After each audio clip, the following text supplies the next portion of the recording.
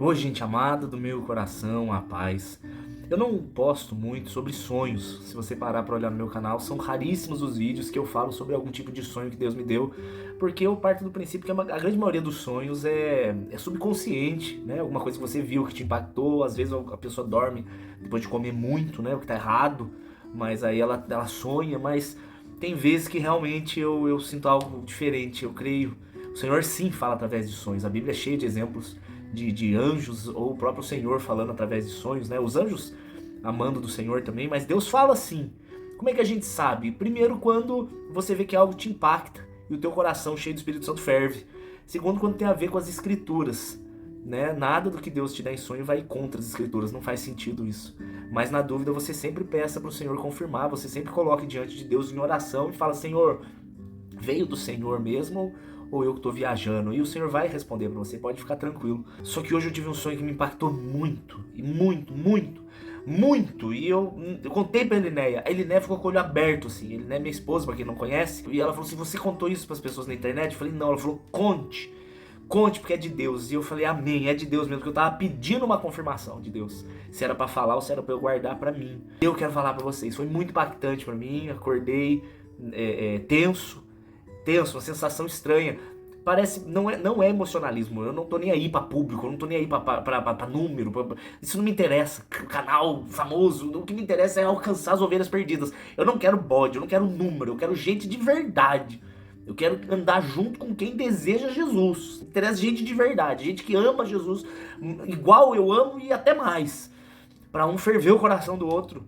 Enfim, o sonho que eu tive é o seguinte: eu deitei pra dormir e eu sonhei com uma igreja enorme, enorme, milhares e milhares de pessoas, muito rico, uma igreja rica, todas as pessoas muito bem vestidas, as cadeiras chique, o púlpito chique, microfone, o som, tudo de última geração, maravilhoso. E o pastor lá falando, e ele só falava de dinheiro. Tudo que ele falava era prosperidade, e tesouros, e riqueza, e a turma dando glória, a turma dando glória, a turma dando glória. E eu não sentia unção nenhuma naquilo que ele falava. Eu comecei a me sentir mal naquela igreja.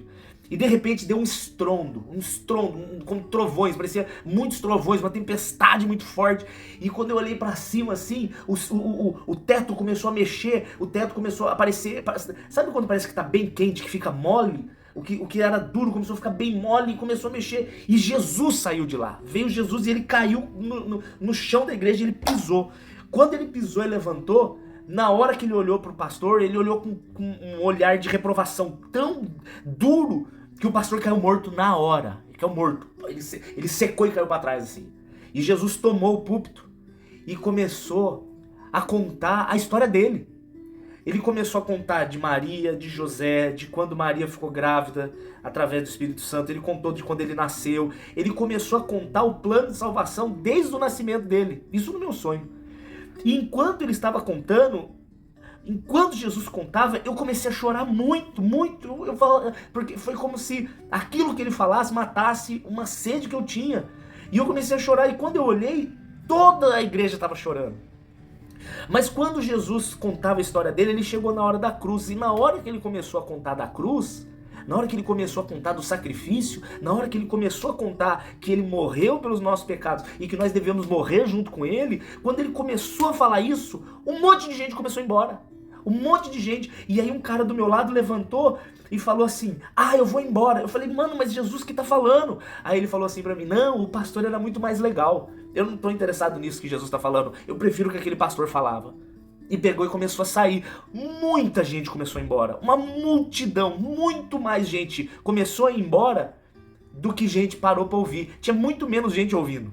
O próprio Jesus.